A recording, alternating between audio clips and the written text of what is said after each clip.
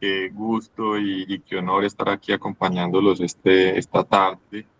El tema que vamos a trabajar hoy es un tema bastante bonito, es un tema donde vamos a retarnos permanentemente a no solamente conocer cómo participar de estos cambios de transformación, sino realmente a cómo nosotros nos transformamos para poder ser parte activa de lo que está sucediendo. Yo les voy a compartir pantalla para poder iniciar. Un segundo, por favor, y me confirma cuando estén viendo la pantalla.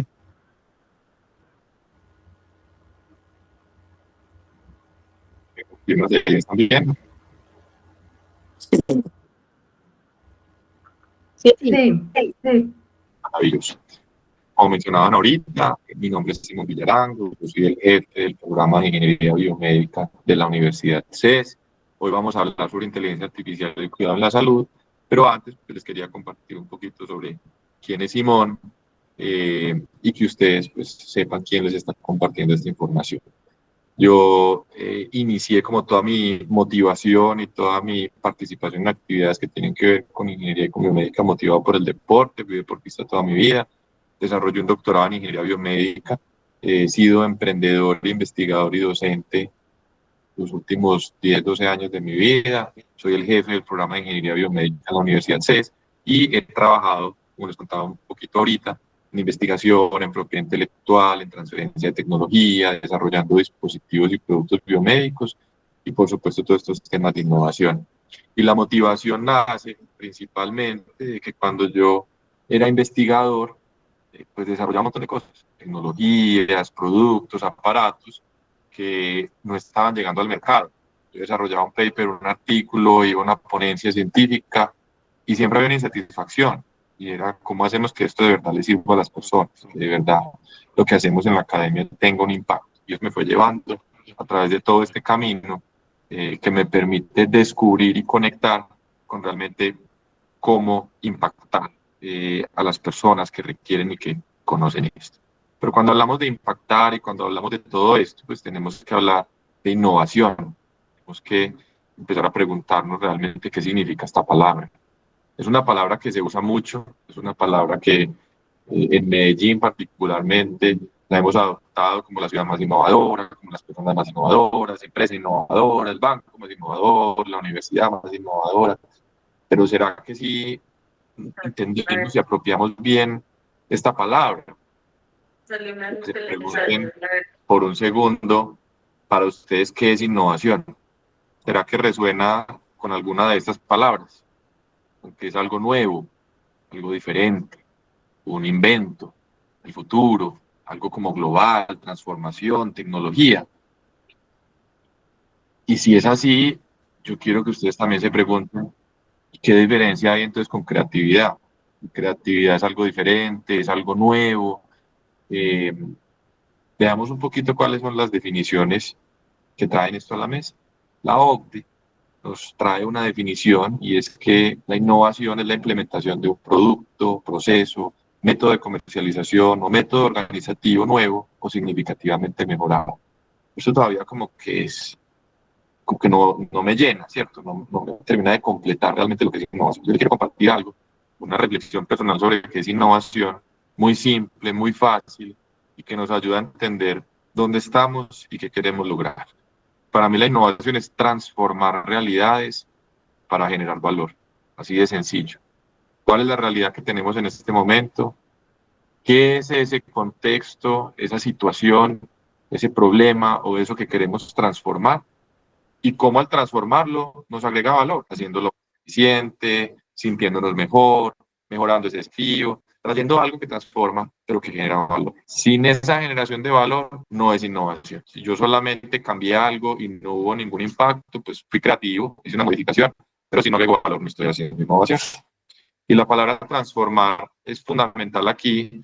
La pregunta que yo hago es si estamos listos para transformar, pero no solo para eso, sino para ser transformados. Y esa pregunta nos va a guiar durante estos próximos slides, durante estas próximas diapositivas que les quiero compartir.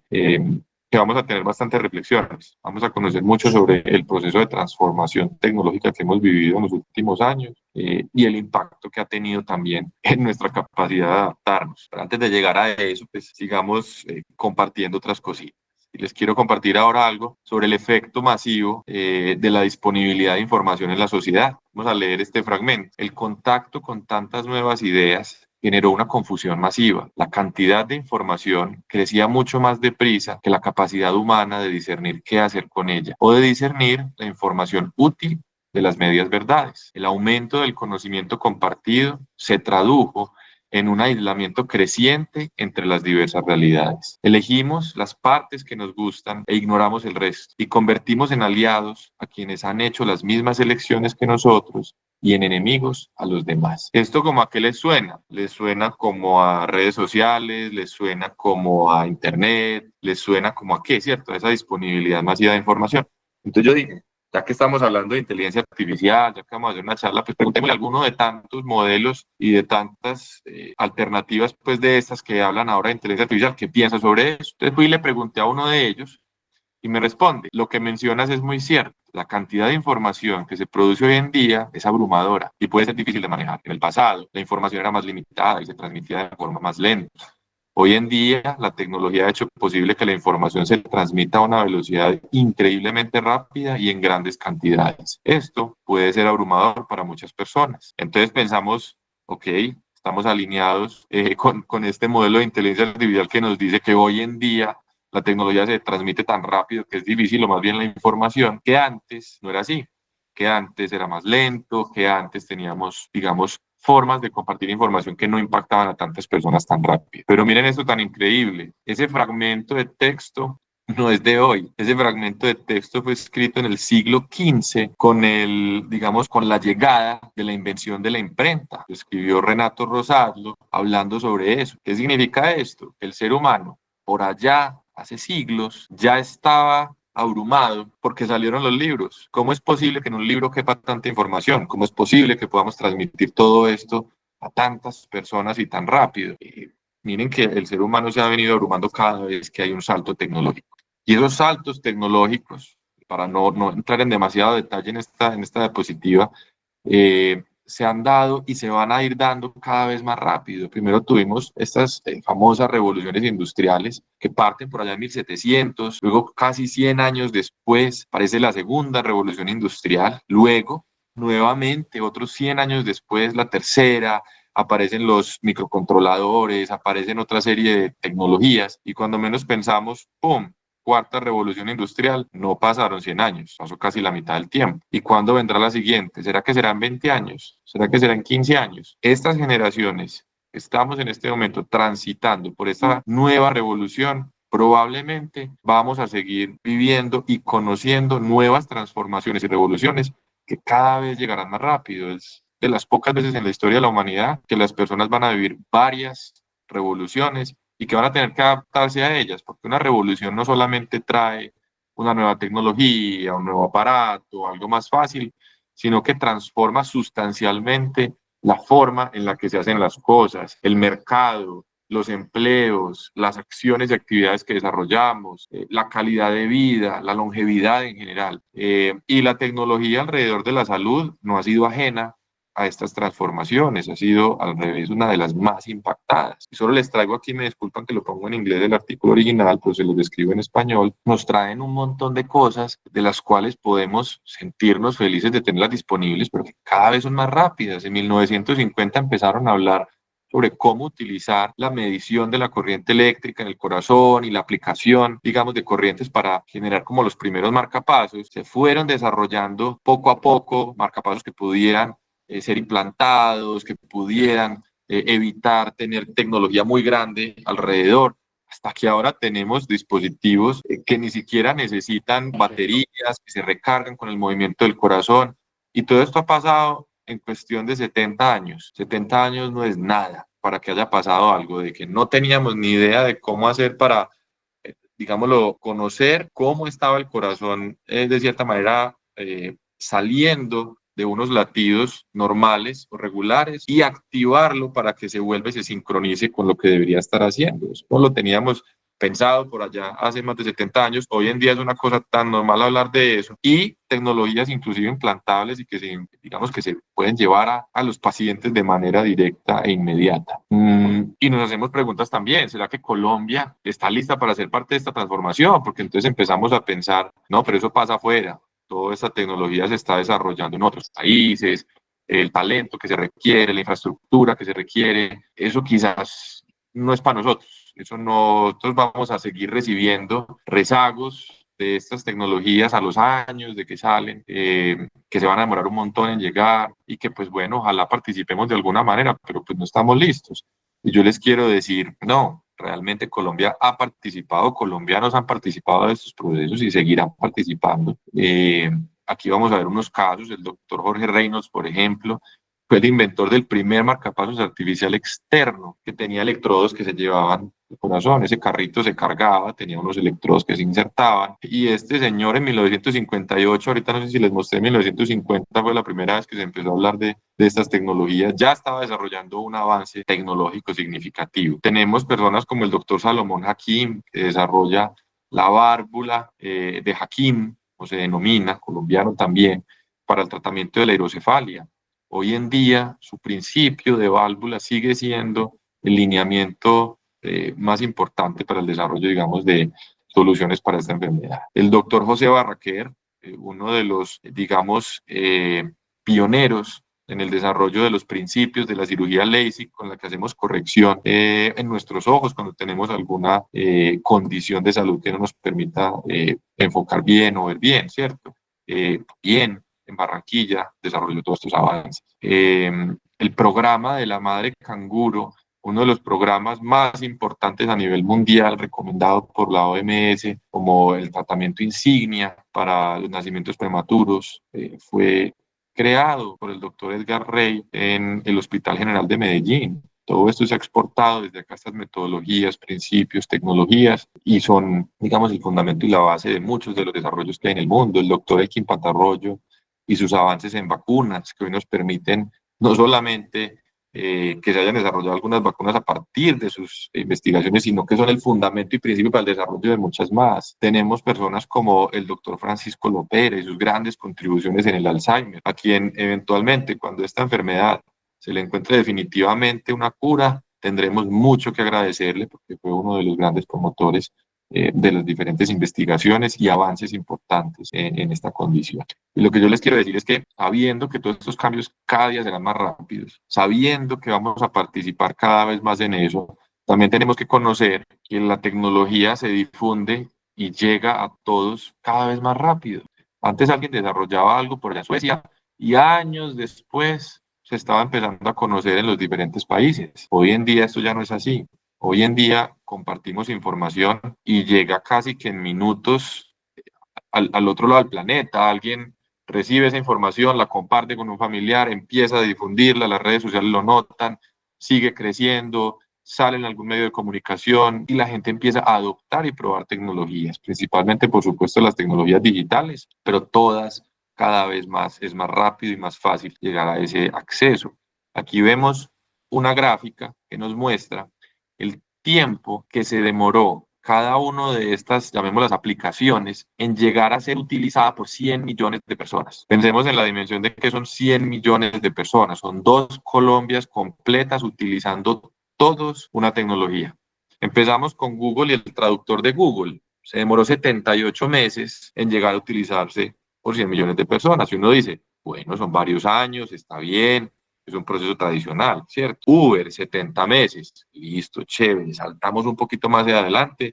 Spotify, esta aplicación para escuchar música, se demoró 55 meses. Ya vamos más rápido, saltemos otro poquito más hacia adelante. Instagram ya se demoró menos de 3 años. En 30 meses, 100 millones de usuarios estaban utilizando Instagram. Pasamos a una de las redes sociales pues, que está más en utilización hoy en día y es TikTok. 9 meses se demoró desde que salió al aire para que 100 millones de personas lo estuvieran utilizando. Esto es increíble, menos de un año. Y luego saltamos a ChatGPT y en 2 meses 100 millones de usuarios lo estaban utilizando. Esto es impensable, ¿cierto? Y cada día esto sigue bajando. Esto es una tendencia que va a seguir sucediendo. Ya luego vamos a tener que utilizar indicadores que no hablen de 100 millones de usuarios, sino de 500 millones, de 1.000 millones, porque pasar a días, a semanas, pues no va a hacer sentido. Y es increíble cómo todos los cambios tecnológicos no solamente impactan, digamos, la evolución y el beneficio que nos trae la tecnología, sino el costo de la misma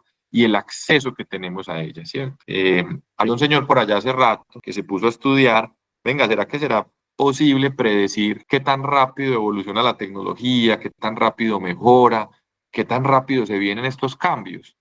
Y en ese estudio que empezó a desarrollar, definió como una fórmula que le permitía, una ley que le permitía, digamos, anticiparse a los cambios. Entonces dijo, después de revisar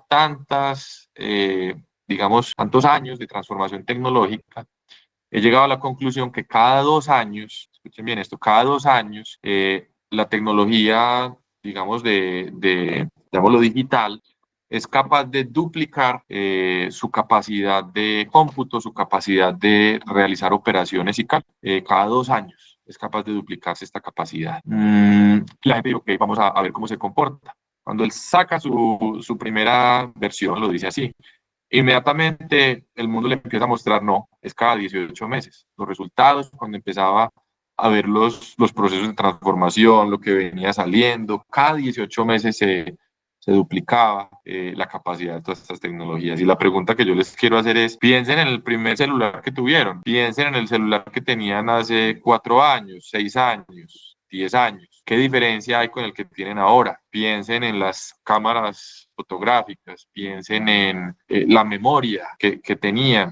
Yo me acuerdo cuando uno compraba una USB y eso no le cabía nada. Hoy en día estamos hablando de gigas y gigas y gigas de información contenida, cuando antes no podíamos ni siquiera soñar con estos números. Y empezamos a ver cómo eso impacta un montón de tecnologías de punta en el acceso y en el costo. Miren cómo el costo de procesar una secuencia de ADN empezó siguiendo la ley de Moore. Entonces empezó en esta línea anaranjada que ven como arriba bajando a la misma velocidad de la ley de Moore. Empezamos a volvernos más económicos en el procesamiento de esas secuencias de ADN y de un momento a otro, plum, se desploma, se vuelve supremamente económico y eso hace que no solamente, digamos, se aumente la probabilidad o posibilidad de que empresas utilicen estas tecnologías para generar soluciones en salud y demás, sino que empiezan a aparecer empresas, y aquí les muestro 3 gráficas de 3 empresas, que empiezan a partir de esa caída, digamos, de precios, a llevar productos al mercado. Entonces estas empresas en cuestión de 6 años ya estaban procesando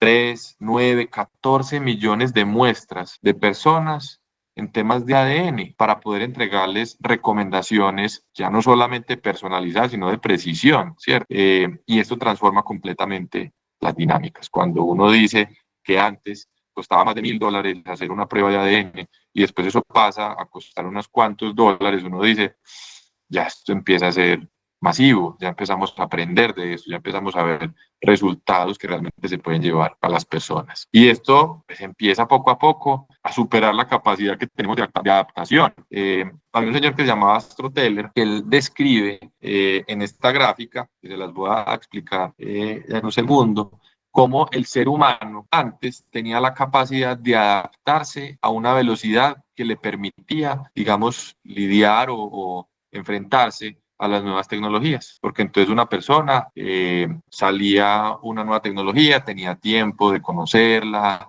de entenderla, de ver cómo otros la utilizaban, de que poco a poco se empezara a generalizar su utilización y luego ya la adoptaba y la utilizaba.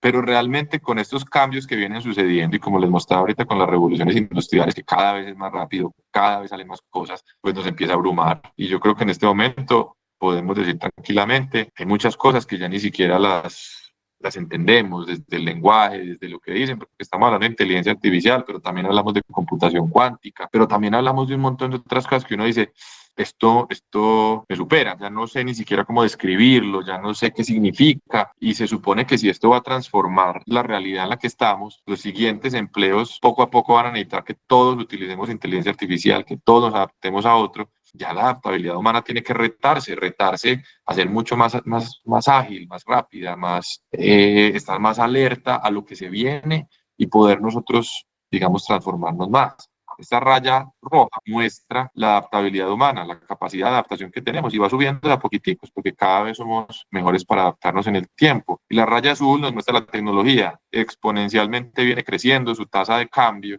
y en este momento ha superado la velocidad de cambio de la tecnología, la capacidad nuestra para adaptar. Y les quiero mostrar otro ejemplo de cómo esa, digamos, capacidad de adaptación limitada que tenemos nos lleva a ver los cambios como barreras, como malos, como que esta tecnología no sirve, no funciona, y es un comportamiento muy tradicional humano. Miren este extracto de un periódico, El Universal. Esto sucedió en 1913. Miren el título: Primer choque en Caracas, un problema que necesita solución. Leamos un poquito. Nosotros lo habíamos predicho, tarde o temprano iba a suceder lo inevitable. Ayer, por desgracia, los hechos nos dieron la razón. A las 11:30 de la mañana, cuando el dios Febo estaba en su esplendor, dos de esos vehículos de motor que llaman impropiamente automóviles y que andan por esas calles a 15 y hasta 20 kilómetros por hora. Imagínese usted andando hoy en día en un carro a 20 kilómetros por hora. No, pues le grita a la gente que tan lento, que tan buñuelo. Tuvieron un encontronazo, nada menos que en el ombligo de la ciudad, en la propia esquina de las Gradillas. El vehículo iba manejado por el joven Gustavo Zing. Chocó, si se nos puede permitir usar este galicismo, con el otro que conducía el ingeniero alemán que fue traído con este objeto por la Casa Blom de esta ciudad. Y miren lo que sigue, pero todavía hay tiempo de ponerle remedio al mal. Miren qué desafío, ¿cierto? Hoy en día no concebimos una ciudad, una vida moderna sin un carro, sin un bus, sin algún transporte que utilice un motor o un mecanismo de impulso de este tipo. Y en este momento, cuando viene esa gran solución que hoy decimos que la necesitamos, que sabemos lo importante que son y que quizás sabemos que tenemos muchos desafíos que tenemos que mejorar, pero que entendemos que han hecho nuestra vida más fácil, en ese momento, cuando llega eso que no lo tenían, inmediatamente rechazo. Hay tiempo de ponerle remedio a este mal. ¿Cómo hacemos para que esto no avance? En la foto que vemos al lado, vemos a una mujer décadas en una patineta eléctrica. No era el momento, quizás tecnológico, quizás las baterías no alcanzaban a durar lo que esperábamos, quizás no teníamos la infraestructura para que operaran, pero es que estas tecnologías llegan y el ser humano dice, no estoy listo, es demasiado rápido, vamos y avancemos de otra manera. Carros eléctricos se habían visto hace mucho tiempo y estos carros no se utilizaban y en su momento, ¿por qué? Pues porque alguien consideró que no eran apropiados, que era muy rápido, que eran quizás carros que no podían adaptarse a algunas situaciones, pero la tecnología estaba disponible y podíamos haberlo hecho, pero nuestra capacidad de adaptación lo permitía. El mensaje también que les quiero traer es que la evolución es inevitable, esta evolución tecnológica. Eso llega mucho más rápido de lo que podemos anticipar. El ser humano siempre ha tenido, y yo le escuchaba esto a alguien que me lo compartía, un desafío muy grande, y es que somos supremamente buenos para que al corto plazo, al cortísimo plazo, nos imaginemos cosas que son supremamente difíciles de conseguir, pero somos muy malos para imaginarnos transformaciones radicales a largo plazo. Y voy a explicar esto de mejor manera. Si yo le preguntara a alguien hace 100 años, ¿vos crees que será posible que en 100 años el ser humano pueda tener una bola de cristal, que esa bola de cristal tenga todo el conocimiento del planeta, que esa bola de cristal pueda generar imágenes, videos, voces de personas que ya no están con nosotros, pueda contener el conocimiento de maestros que ya no contamos con ellos, pero que a través de esta bola de cristal podamos acceder a todo ese conocimiento y capacidades, que pueda conectarnos con cualquier persona en el mundo de manera inmediata, instantánea, y no solamente en el planeta, sino fuera del planeta, y que pueda realizar cualquier tipo de cálculo, procesamiento que se nos ocurra en cuestión de milisegundos. Y la gente hubiera dicho, ¿cómo te ocurre? Brujos, pues, esa bola de cristal, eso no existe ni va a existir. Y esa bola de cristal hoy la tenemos todos en nuestras manos, son los celulares. Hacen todo lo que les acabo de decir y lo tenemos en nuestra mano. Entonces somos muy malos para que cuando pensemos a largo plazo, que eso sí lo vamos a poder lograr. Pero cuando pensamos al corto plazo, somos unos genios. Sacamos una película en 1990 y la película dice 2005 y en 2005 un carro volador. Y en 2005 un sistema que cuando escanea a una persona así, ya está la persona completamente evaluada en cuáles enfermedades tiene y curada pues automáticamente. Entonces, somos muy buenos para eso y eso nos pasa mucho inclusive en la planeación. Uno dice, no, voy a montar un negocio y en un año ya estoy vendiendo no sé cuánta plata y ya tengo todo el negocio montado y estoy en tantos países. Nos cuesta mucho ser un poquito más aterrizados a la realidad en el corto plazo, conscientes, digamos, del proceso que se necesita para todo esto, pero somos bastante limitados cuando pensamos a largo plazo. ¿Y eso qué hace? Que ahora con los cambios tan rápidos que se dan, pues eso limita también nuestra capacidad de cambio. Y yo quiero que hoy nos liberemos y pensemos que esta evolución es inevitable, que las cosas que la gente dice, no, eso no va a pasar, sí van a pasar. Eso es inevitable. El ser humano va a ser capaz de desarrollar esa tecnología, vamos a poder hacerlo y va a llegar más rápido de lo que somos capaces de anticipar. Entonces, por eso la pregunta es, ¿qué estamos preparados para transformarnos, para adaptarnos a ese cambio? Pero ¿qué tal si somos parte del cambio? ¿Qué tal si nosotros nos montamos en estas olas y empezamos desde el inicio, cada vez que estén disponibles o que podamos participar en algún proyecto de estos y nos vinculamos a este cambio? Ese es el reto que tenemos tan grande. Y aquí nos lleva pues a una pregunta muy grande y es, ¿y cuál es la importancia de estas innovaciones, de estas transformaciones en el cuidado de la salud y el bienestar? ¿Por qué esto es tan relevante? ¿Por qué hoy vale la pena hablar de esto? Y es que hay muchas razones. Podríamos quedarnos aquí toda la noche hablando de dónde podemos impactar, dónde podemos encontrar valor y beneficios, pero creo que hay una muy grande y que nos trae a todos acá, y es que la población sigue envejeciendo rápidamente, o teniendo mayor longevidad, si queremos decirlo de otra manera, llevando a que inclusive hoy estemos hablando de que 1 de cada 3, 1 de cada 4 adultos sean cuidadores informales de un familiar. En los próximos 30 años, la población de personas mayores de 60 años se va a duplicar, la esperanza de vida sigue aumentando, y esa pirámide, digamos, poblacional que se invierte y donde empezamos a ver muchas más personas con una edad mayor y muchas menos personas en proporción con una edad menor, nos empieza a traer un montón de desafíos. Tendremos mayor demanda de cuidadores y muchas menos manos disponibles. ¿Cómo vamos a brindar esos cuidados dignos, personalizados, sostenibles a cada vez más personas que lo necesitan? Y aquí es donde nosotros tenemos que decir, venga, aquí es donde la innovación tecnológica, aquí es donde en particular toda la inteligencia artificial puede surgir como un aliado potencial para que nos reimaginemos ese cuidado en la salud. Y creo que es súper importante de que hablemos de qué hace especial el cuidado humano, ¿cierto? Cuando pensamos en cuidar, ya sea a un paciente, a un adulto, a una persona en situación de discapacidad, surgen un montón de palabras y uno empieza a pensar en ellas: empatía, paciencia, conexión, compasión, y finalmente todos los cuidadores están proporcionando salud, bienestar, a través de todas estas palabras que nos conectan, pero también están enfrentados a grandes desafíos como cuidadores, ¿cierto? Y algunos de esos desafíos que encontramos y que vamos viendo y que cada vez son más evidentes son sobrecarga emocional y física, falta de personal y recursos, una necesidad cada vez más tangible de personalización, de acceso a herramientas, de acceso a conocimiento que nos permita dar solución a las diferentes, digamos, desafíos que nos presenta el día a día del cuidado, ¿cierto? Y nos lleva pues a la pregunta grande, y es cómo puede la inteligencia artificial ayudarnos a cuidar mejor, respetando por supuesto la esencia humana del cuidado. Esa es una pregunta que tenemos que hacernos, pero para poder empezar a responderla y para poder empezar a imaginarnos esos casos de uso, esas aplicaciones y demás, pues tenemos que entender, por supuesto, qué es la inteligencia artificial. Yo los quise traer aquí de manera muy sencilla. La inteligencia artificial se refiere a técnicas que permiten a las máquinas aprender y realizar tareas que normalmente requerirían inteligencia humana. Ponerlo pues como en palabras muy simples.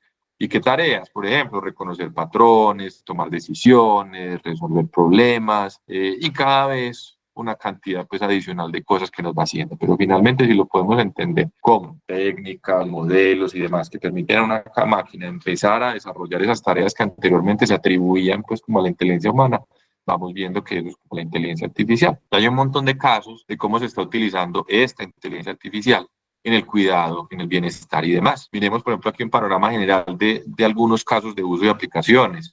En la, digamos, el acompañamiento en nutrición, estilos de vida saludables, en el apoyo en el diagnóstico de enfermedades, en el descubrimiento de nuevos fármacos a través de procesos que ayudan a acelerar la identificación y creación de nuevas moléculas, en procesos de eficiencia administrativa en el sistema, facilitando procesos internos, identificando errores rápidamente, acelerando procesos, por ejemplo, de generación de documental automática, de procesos a través de texto, a través de videos, a través de audio en general, procesos de monitoreo de variables de salud y bienestar a través de dispositivos y tecnología, mayor personalización y precisión. La medicina de precisión se empieza a abrir cada vez más paso para que empecemos a tener cuidado, no solamente personalizado, sino preciso, llamémoslo así.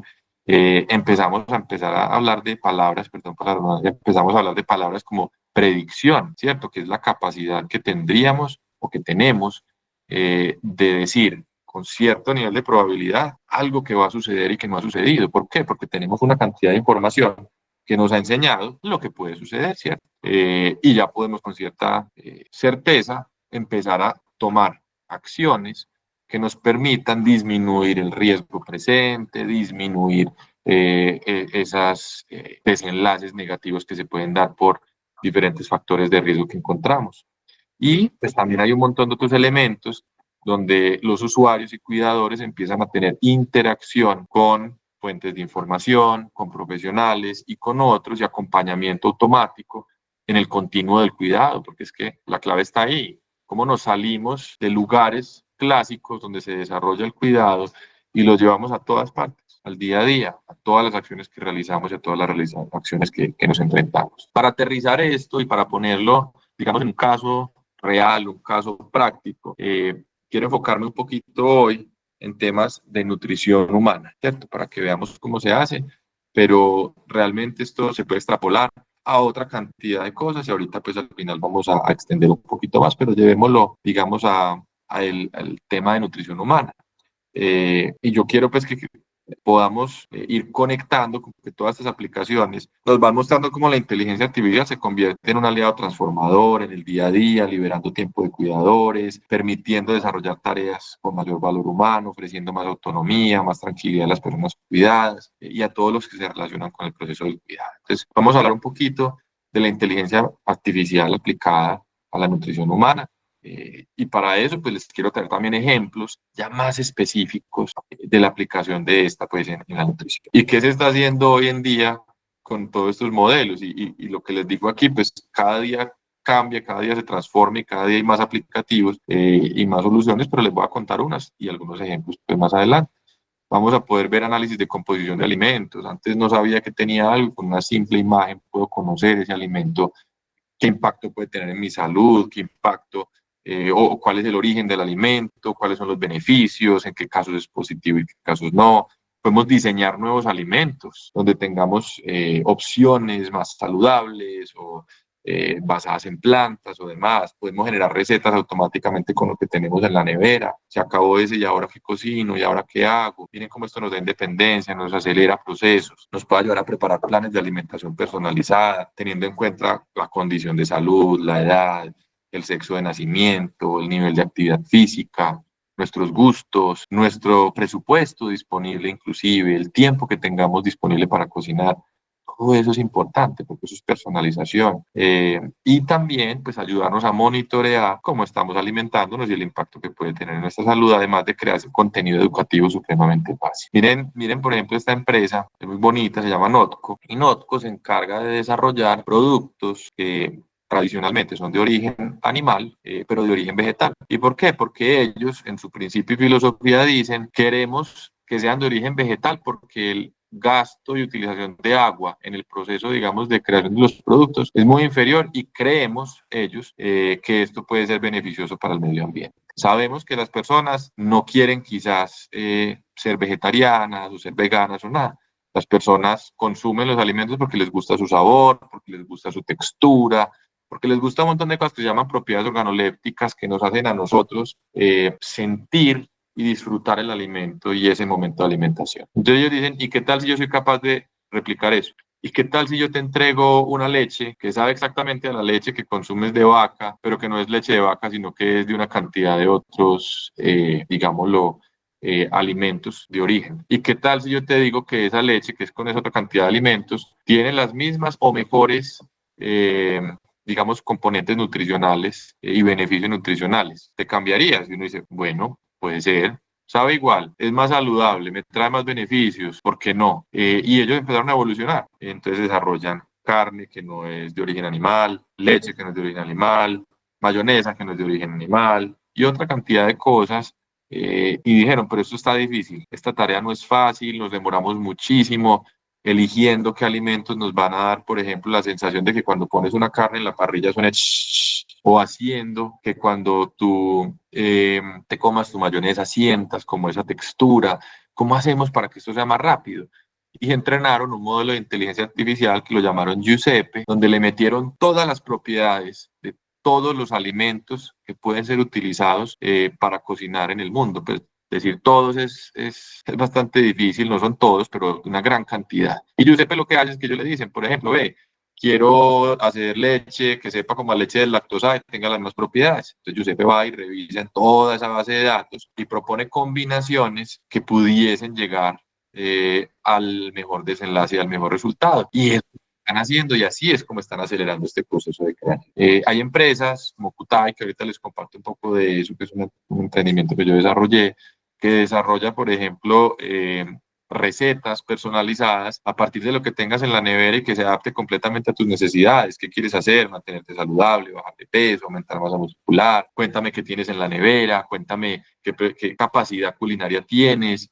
¿Tienes horno? ¿No tienes horno? ¿Qué te gustaría comer? Y te prepara una receta deliciosa, acorde a la culinaria colombiana, con todas las propiedades y características que uno está esperando. Te salva de un montón de desafíos en la nevera. No, ¿sabes qué? Es que yo quiero desarrollar una cartillita, algo que le explique a alguien, una receta que yo tengo, pero es que conseguirme pues la imagen de la receta exacta para mostrarle bien cómo se hace es muy difícil. Es fácil, te metes a estas herramientas, le pides que te creen una imagen de la receta que estás preparando y de una te entrega una imagen o un video, inclusive también se puede. No, ¿sabes qué? Yo quiero es leer, aprender bastante. Ahora he escuchado temas de ayuno intermitente, he escuchado un montón de cosas y quisiera leer sobre eso, pero son libros muy largos o PDFs que me comparten los amigos de 40 páginas y no tengo el tiempo ni el conocimiento completo para identificarlos. Pues hay un montón de herramientas. Solamente les pongo pues algunos pantallazos, pero hay un montón de herramientas que te permiten ya simplemente incluir pues o agregar el PDF que quieres analizar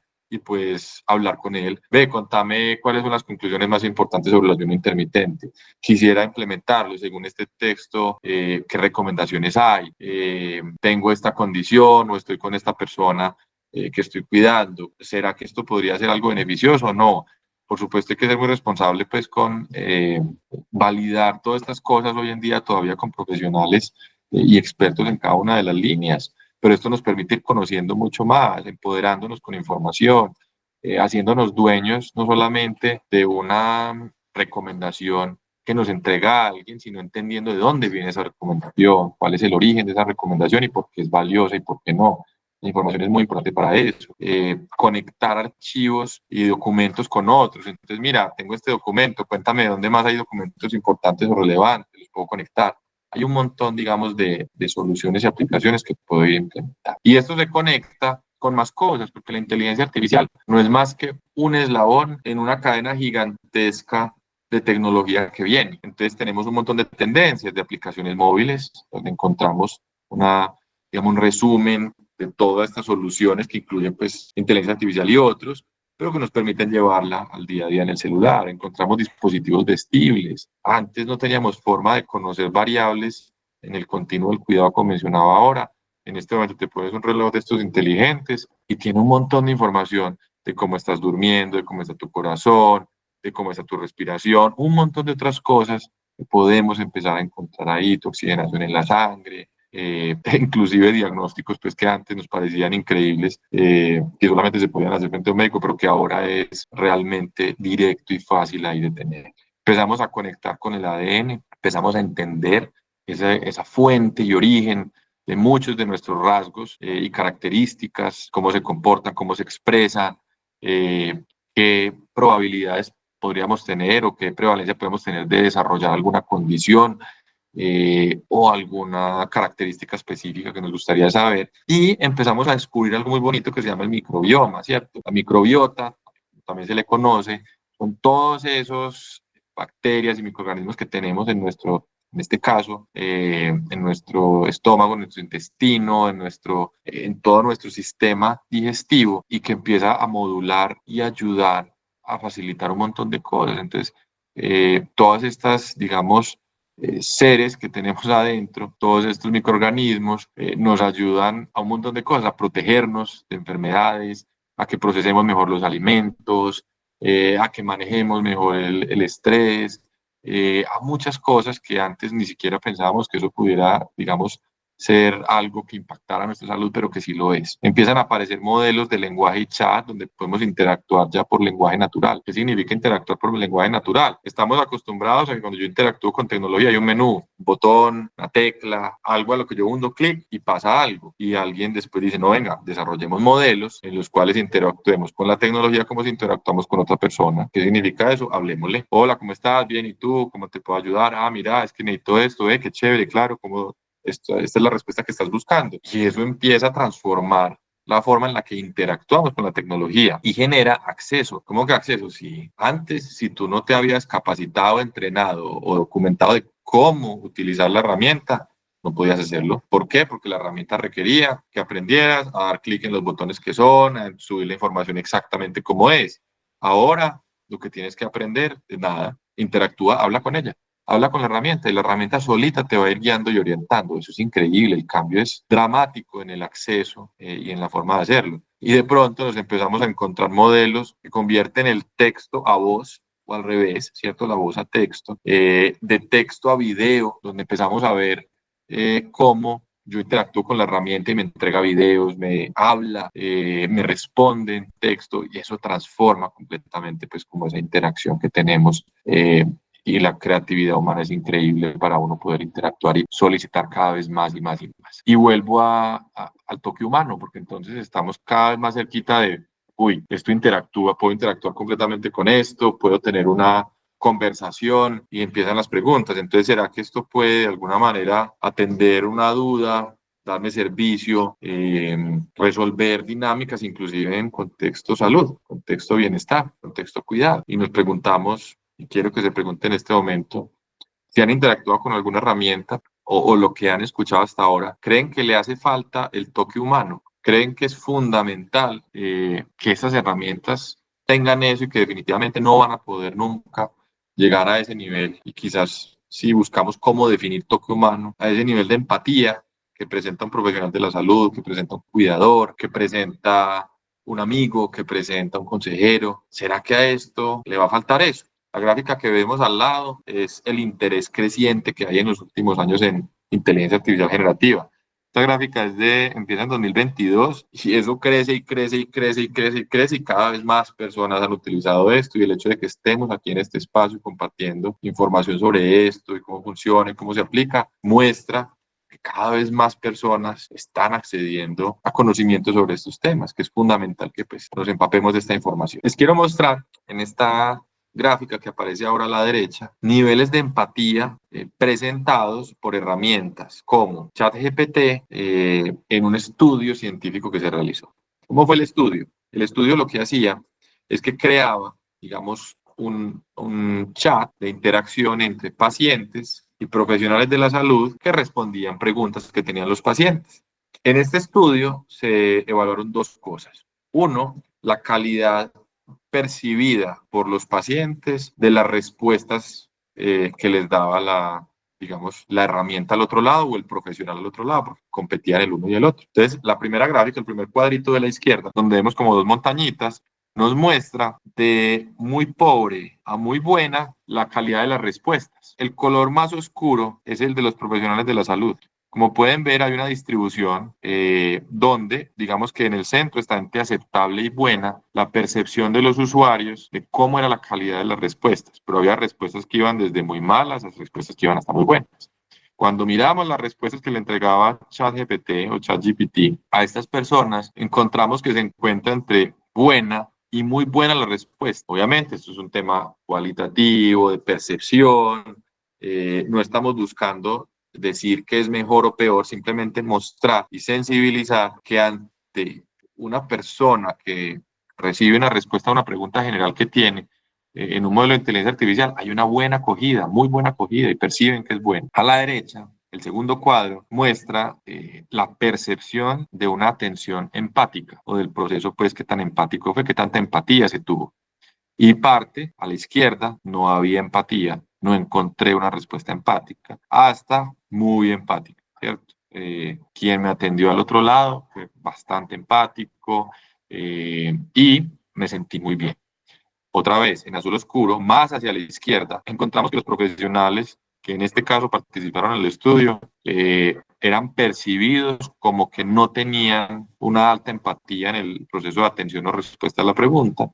Mientras que al lado derecho encontramos una altísima empatía, ¿cierto? Pasando desde moderada hasta muy empática. Y yo quiero que hagamos una corta reflexión sobre qué significa empatía y cómo lo percibe alguien cuando lo ve en un chat. Si yo puedo programar completamente un modelo para que tenga una conversación con un paciente o con un usuario, que en esa conversación el modelo siempre tenga en cuenta unos principios de comportamiento y de comunicación donde salude, primero se preocupe por conocer a la persona y entender cuál es el motivo de consulta, que sin importar qué tan alterado esté o qué tan compleja sea la situación que esté viviendo, siempre trate de profundizar en generar una sensación de calma, de cuidado, una sensación de aquí estoy para ti y voy a hacer todo lo posible por ayudarte, y que adicionalmente responda inmediatamente, de buena manera, con toda la disposición a las preguntas que tengas, que si te equivocas escribiendo, digitando o hablando, tenga completa paciencia, vuelva y pregunte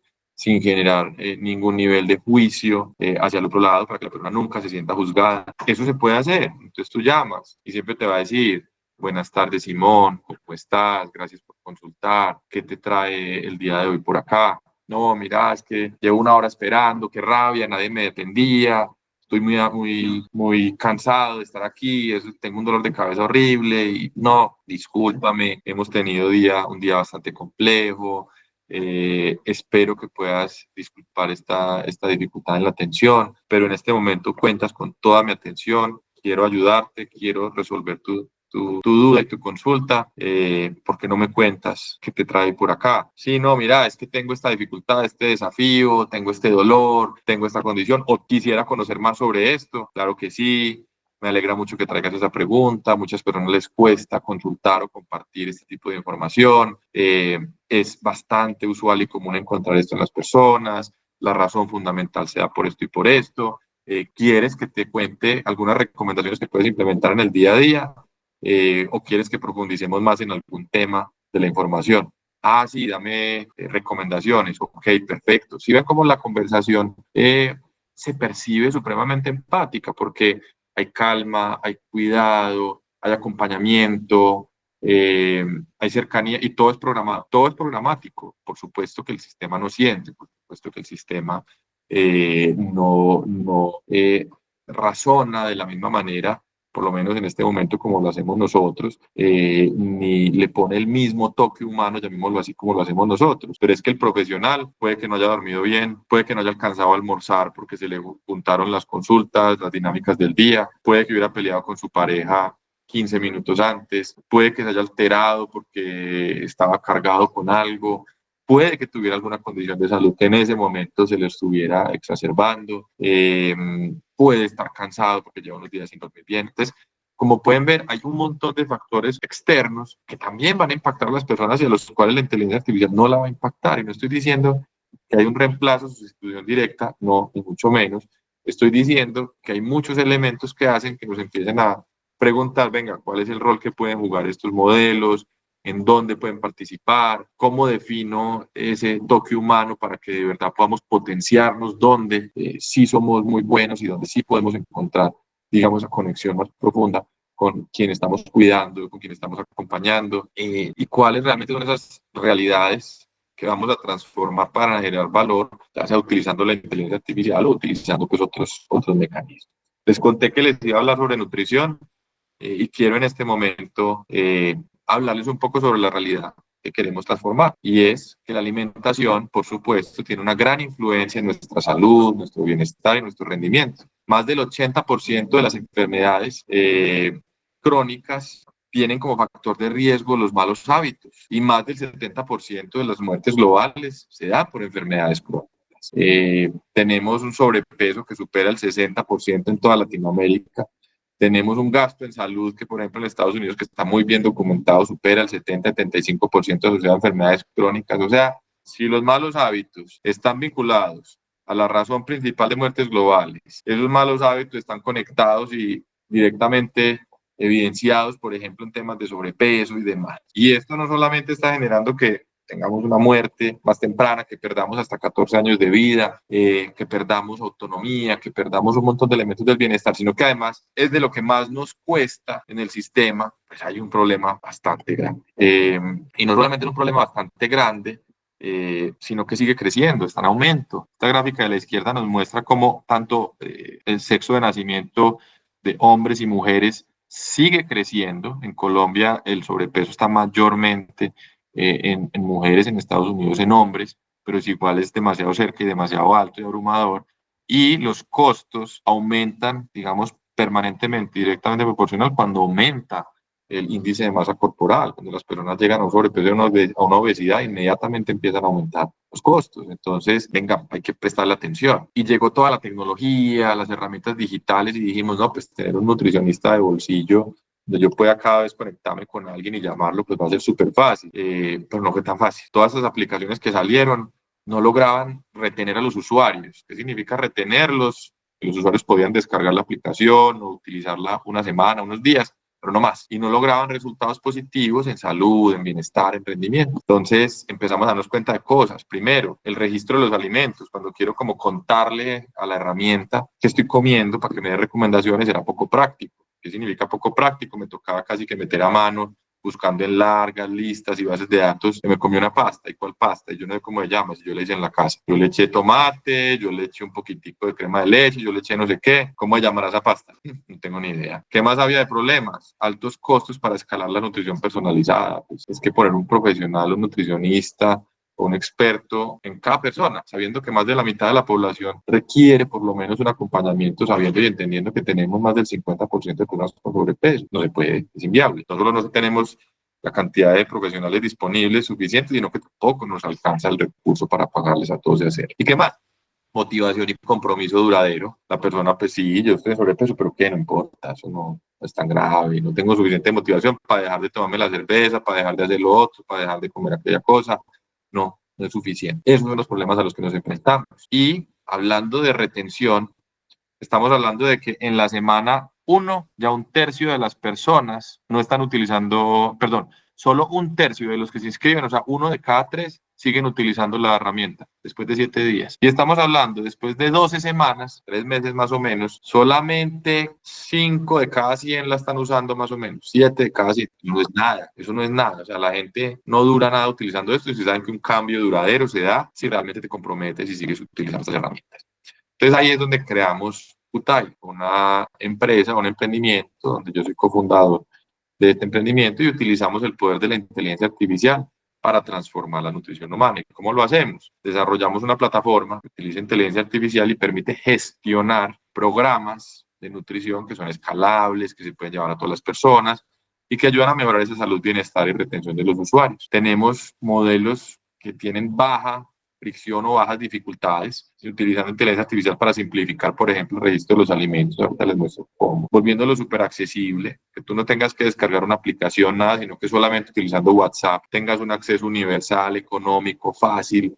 Tú ya sabes usar WhatsApp, listo, habla con Kutai, pregúntale cosas, escríbele, inmediatamente te lo va a hacer. Y que sea muy enganchante, que sea una experiencia con retos, con diálogos, que te permita fácilmente interactuar con él. Y donde quienes gestionan las poblaciones pueden crear programas, habilitar usuarios, monitorear resultados para que también a través de la distancia estén atentos a todo el desenlace y desempeño que estés teniendo. Para el usuario es muy sencillo. Tienes una experiencia donde tomas una foto y registras los alimentos inmediatamente. No tengo que explicarle qué hice, qué cociné, qué me tomé, nada. Te pides un plan de alimentación y te manda uno personalizado, todo tu perfil, qué te gusta, cuál es tu perfil de ingresos o disponibilidad económica para comprar los alimentos, dónde vives, para saber qué disponibilidad también hay en esa zona de alimentos, si haces actividad física o no, cuántos años tienes, qué objetivo tienes, si tienes alguna condición de salud. Por supuesto, todo esto conectado con grandes expertos, nutricionistas y profesionales que han ayudado a construir todo este modelo.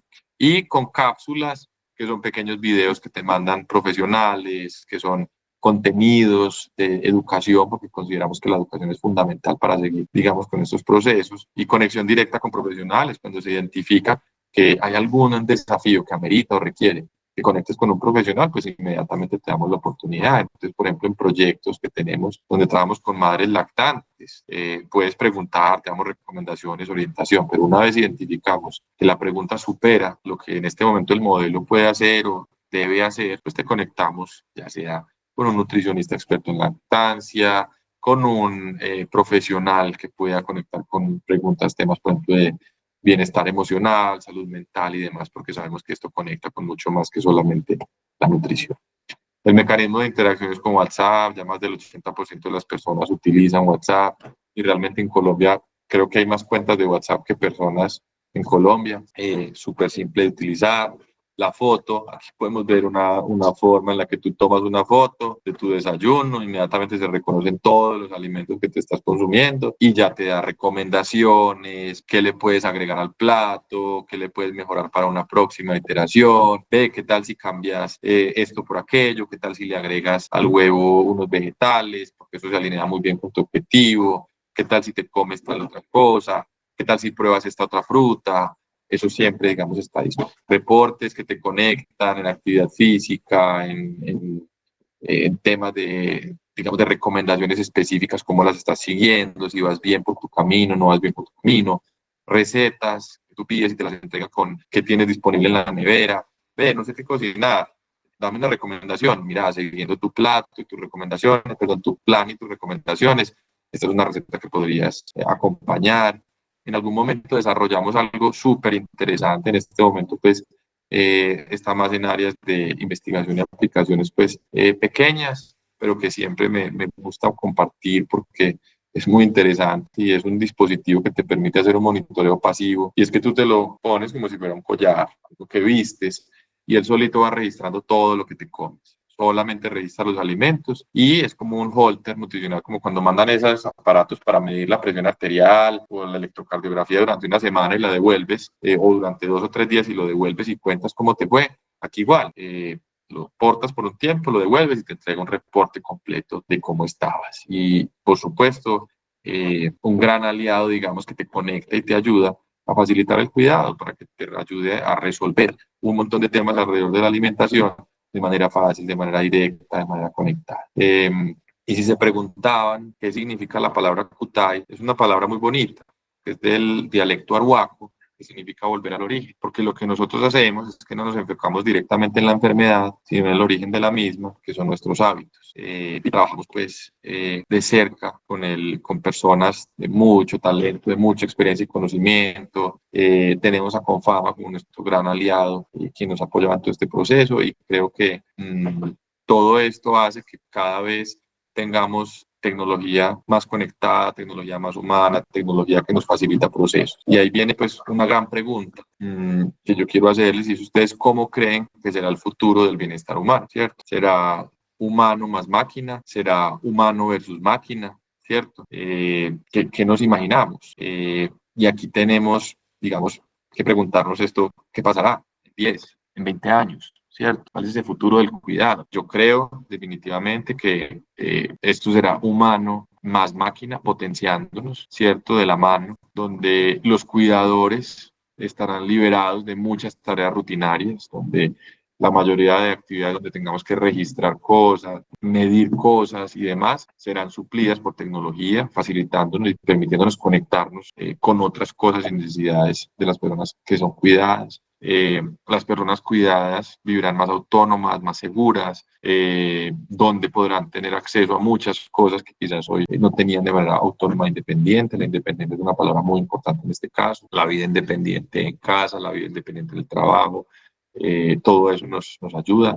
Una relación humano más máquina colaborativa, por supuesto, no competitiva, que traerá mayor personalización, mayor alcance, mayores herramientas que nos faciliten a nosotros el cuidado, mayor conexión, donde cuando tengamos dudas, cuando tengamos inquietudes, cuando tengamos dificultades, podremos acceder rápidamente a una herramienta de esas que nos entregue una mano una asistencia y un par que nos ayude a validar muchas cosas. Esta inteligencia artificial nos permitirá predecir, mira, estoy viendo estos comportamientos, estoy viendo estas cosas, es muy probable que esta persona vaya a tener este desenlace en muy poco tiempo. ¿Qué tal si empezamos a actuar ya? Consulta con un profesional o empieza a desarrollar estas actividades, digamos, preventivas para que lo puedas hacer de manera oportuna. Todo eso puede, digamos, conectarse y utilizarse para el proceso del cuidado. Ahí termina, digamos, esta intervención que les quiero hacer el día de hoy. Para mí es un gusto compartir con ustedes, compartirles esta información, poder seguir, digamos, sensibilizando y haciendo que muchas personas puedan utilizar los beneficios de todo esto. Que estén muy bien, feliz noche, chao.